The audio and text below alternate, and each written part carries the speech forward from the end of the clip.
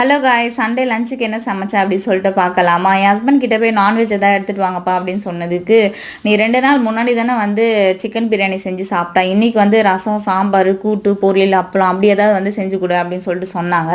நான் வந்துட்டு no no no கண்டிப்பாக வந்து எனக்கு சண்டேனா நான்வெஜ் இருக்கணும், இல்லைனா வந்து நான் சோத்துலேயே கை வைக்க மாட்டேன் அப்படின்னு சொல்லி மிரட்டினதுனால, சரி நான் போய் மட்டன் எடுத்துகிட்டு வரேன் அப்படின்னு சொல்லிட்டு போயிட்டாங்க.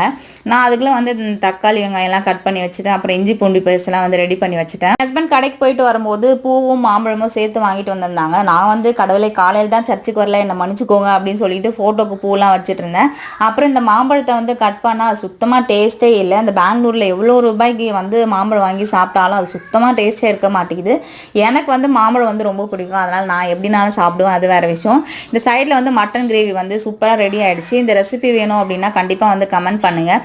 சுட சுட சாப்பாடில் வந்து இந்த மட்டன் கிரேவியை போட்டு குழப்பி அடித்தா அவ்வளோ டேஸ்ட்டாக இருந்தது, ரொம்பவே சூப்பராக இருந்தது.